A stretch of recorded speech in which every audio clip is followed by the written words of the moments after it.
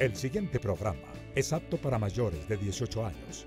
No contiene escenas de sexo ni violencia. Contiene subtítulos de apoyo.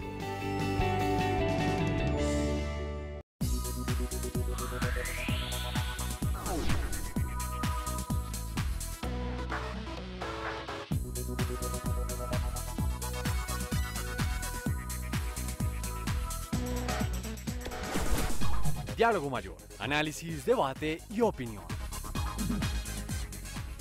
Muy buenas noches a todos, bienvenidos a Diálogo Mayor. Soy Antonio Roveda y les doy la más cordial bienvenida a este espacio de la televisión colombiana de todos los jueves. Aquí estamos. Hoy trataremos un tema muy interesante, las matemáticas. Un tema que realmente no aparece en la televisión colombiana, matemáticas aplicadas y ciencias de la computación. Vaya nombre tan complejo. Y para ello hemos traído dos verdaderos expertos que nos van a contar para qué sirve estudiar matemáticas y ciencias de la computación. ¿Qué hago yo con esta carrera? ¿En dónde se aplica? ¿Qué competencias y qué valor agregado tiene esta nueva profesión para Colombia? Tengo a Valerie Gauthier, bienvenida a Diálogo Mayor. Gracias, Antonio.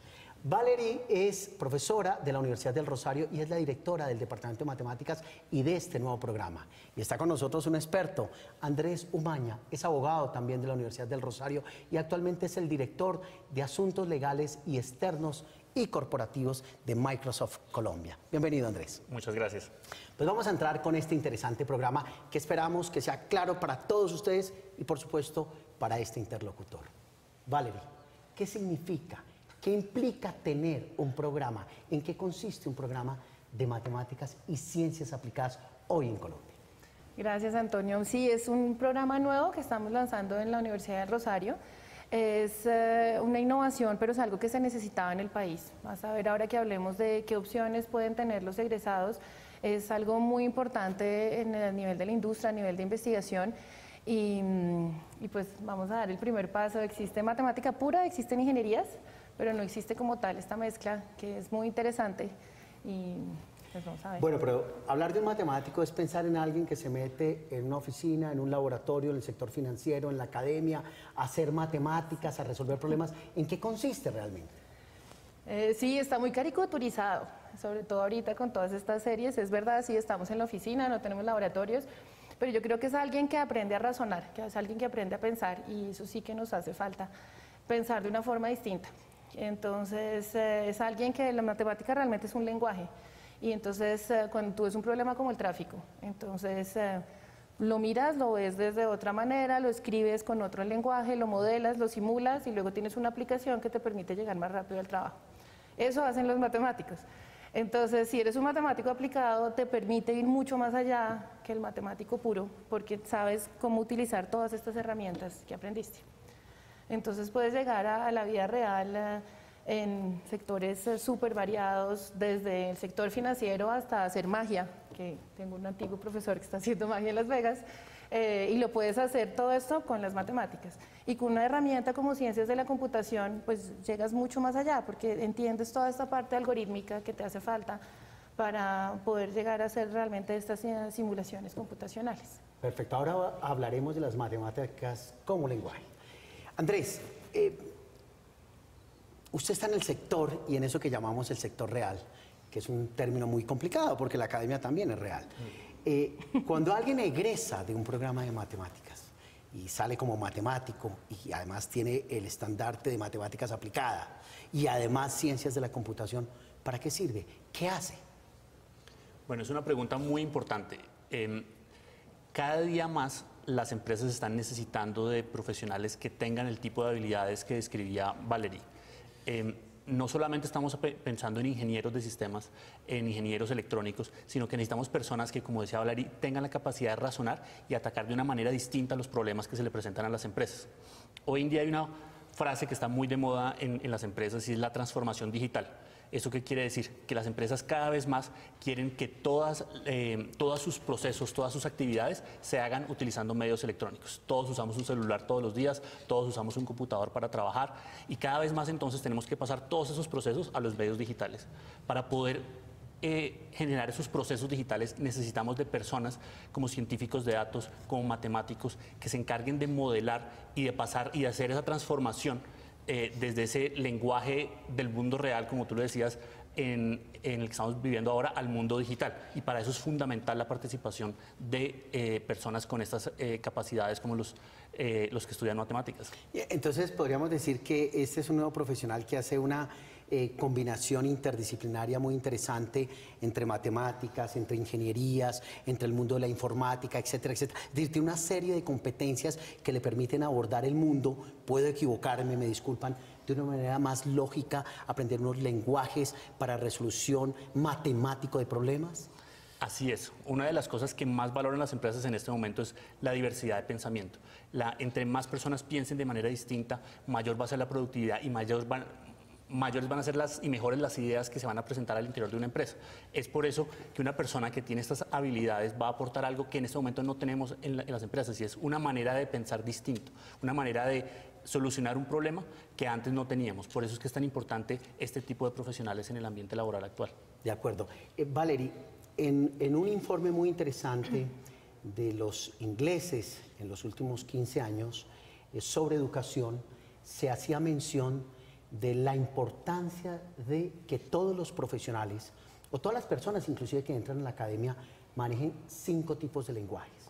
Manejen la lengua materna con suficiencia, manejen una segunda lengua o lengua extranjera, que también es muy importante, manejen los lenguajes matemáticos, numéricos y alfanuméricos, manejen por supuesto el pensamiento artístico, que es otro lenguaje, y el pensamiento informático. De todo ese bricolaje de 5 tipos de lenguajes, este programa, ¿cuáles toma, cuáles desarrolla y sobre cuáles trabaja?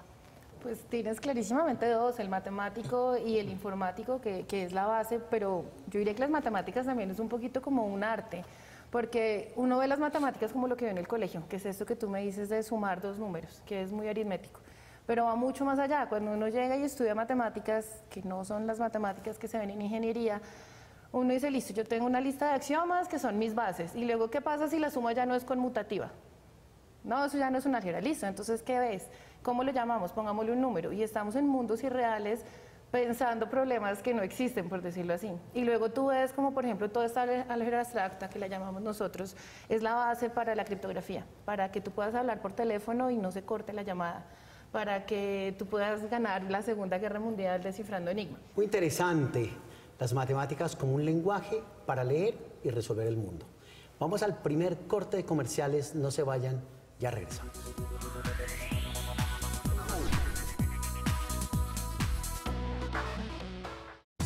Con más de 363 años, la Universidad del Rosario ha formado a los mejores profesionales de Colombia, destacándose como una de las academias con más tradición en la educación superior. Universidad del Rosario, hacemos historia. El libro recomendado de la semana es Problemas actuales del derecho de consumo en Colombia. Esta obra reúne los trabajos de investigación presentados por los estudiantes del semillero de Derecho Civil, quienes a través de trabajos de campo y el estudio de 281 fallos de tribunales y altas cortes y 90 conceptos de la Superintendencia de Industria y Comercio, hicieron este libro sobre los problemas en derecho de consumo más frecuentes en Colombia.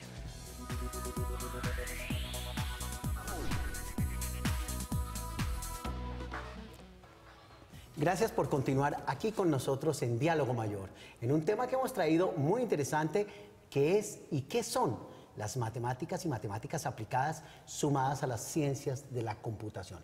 Estamos entendiendo el proceso con estos expertos.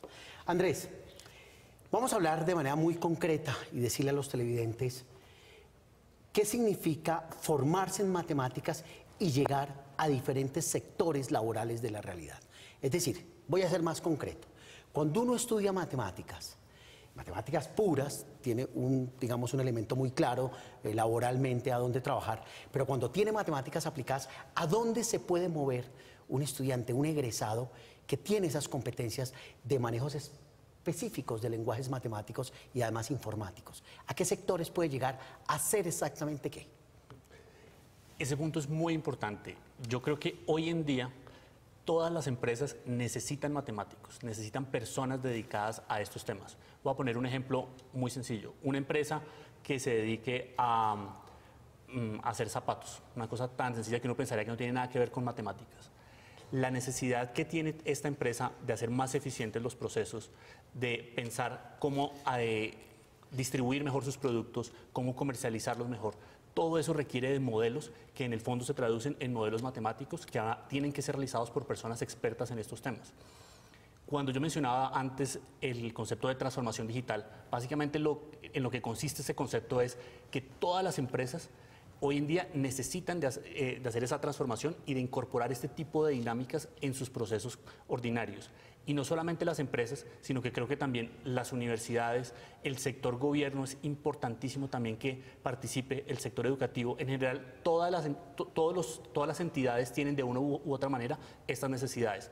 Nosotros lo vemos en campos tan disímiles como la agricultura, como el sector industrial, como el sector financiero, como el sector salud, como el sector educativo.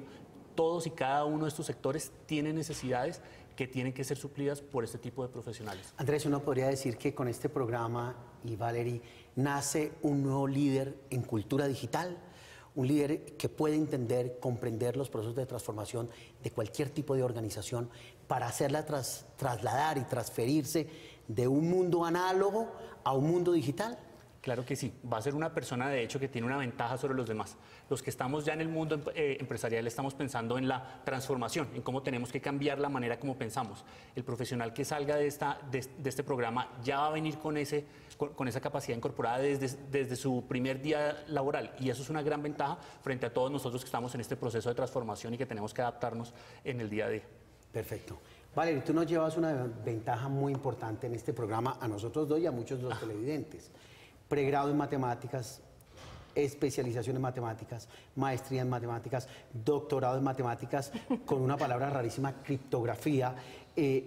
¿Cómo poder hacer atractivo un mundo que para muchos de nosotros ha sido no solo negado, sino difícil?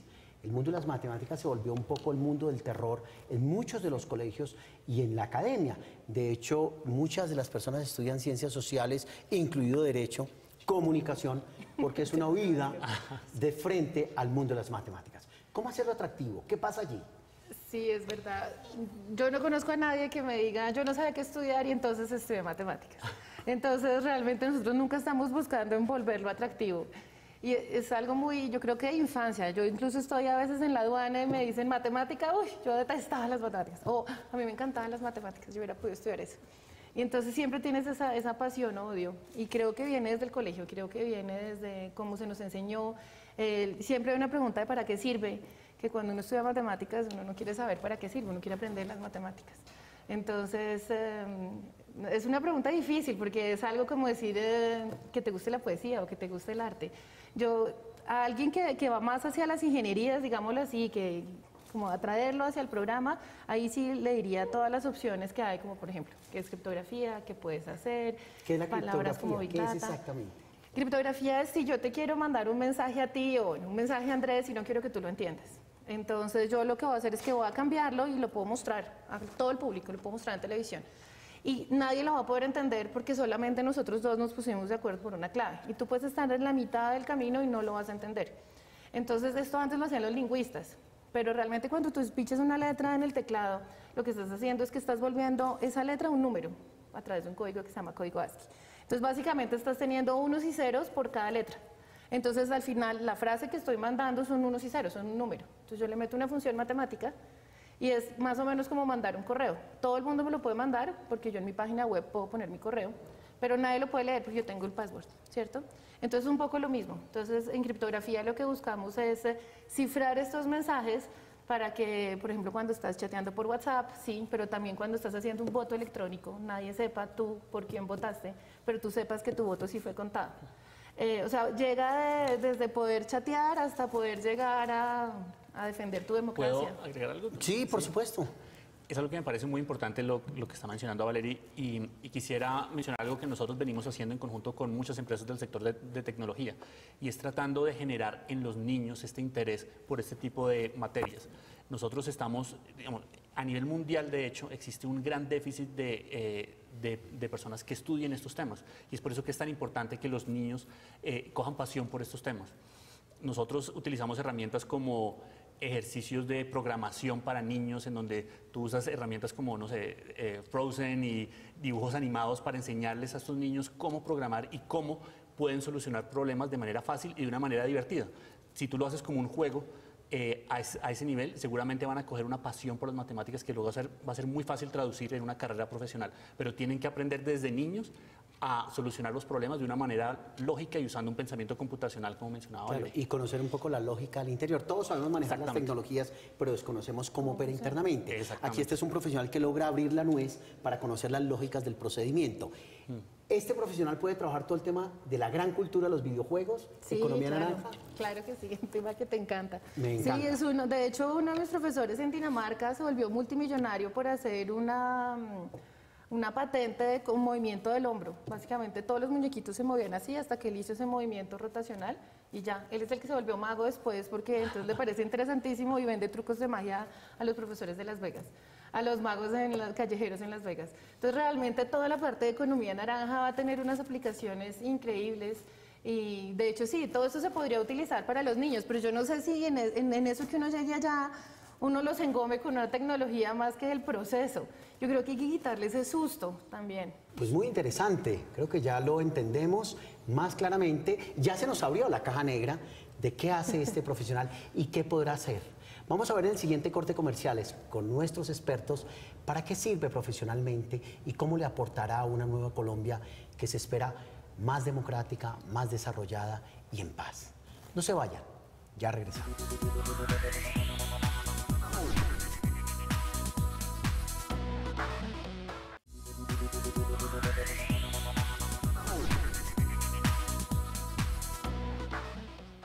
Continuamos aquí en Diálogo Mayor. Nuestro tema de hoy, las matemáticas aplicadas y las ciencias de la computación. Vamos a volver con Valerie para que nos cuente, ya muy brevemente, estamos al final de nuestro programa, qué se investiga cuando uno trabaja matemáticas aplicadas y ciencias de la computación. ¿Cuáles son como los escenarios, los ámbitos de investigación de este profesional? Son enormes. Entonces te voy a dar 6 ejemplos que son nuestras 6 áreas de profundización, pero en realidad lo que decíamos, cualquier problema lo puedes atacar. Entonces, siguiendo por criptografía, una de las áreas es ciberseguridad. Entonces, eso te lleva desde que no sé, tu esposa no mire tu celular y mire qué está pasando, hasta llegar a el voto electrónico, a quién se lo compramos, porque ahí ya tenemos todo un país en juego. La parte que se conoce como Big Data, realmente como ciencias de datos. Nosotros todo el tiempo los celulares, los relojes, todos están mandando datos a todas partes.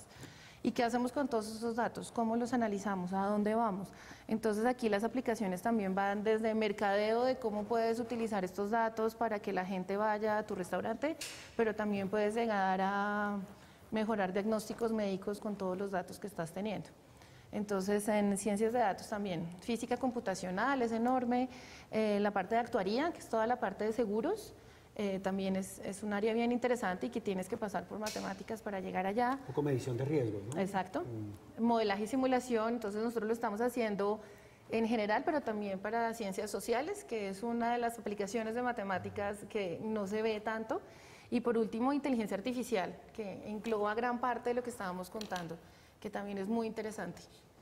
Muy interesante. Yo creo que hay varios campos y escenarios interesantes. Ciberdemocracia, seguridad, seguros, democracias digitales, etcétera, etcétera, cultura digital. Creo que son escenarios realmente amplios y complejos. Vamos a pensar en una pregunta, digamos que puede sonar de cajón, pero que creo que es interesante y ahora necesaria. Formar profesionales en Colombia es un reto y es una misión. Sí. Casi que de todas las áreas son fundamentales y necesarios. Podría decir, sin miedo a equivocarme, que necesitamos más y mejores profesionales en todas las áreas. Pero esta es un área absolutamente novedosa, interesante e importante. ¿Cómo vería Andrés este profesional en esta nueva Colombia? Pensemos en una Colombia al 2025, al 2050, una Colombia que quiere apostarle al desarrollo, a la paz, al posconflicto, entrar al mundo de la OCDE, etcétera, etcétera. ¿Cuál sería el papel fundamental de este nuevo profesional? Bueno, es un rol principalísimo. Pensemos en algo como el proceso de paz y esta etapa de posconflicto en la que estamos ahora. Yo no pensaría que no tiene que ver, por ejemplo, con algo como las matemáticas aplicadas.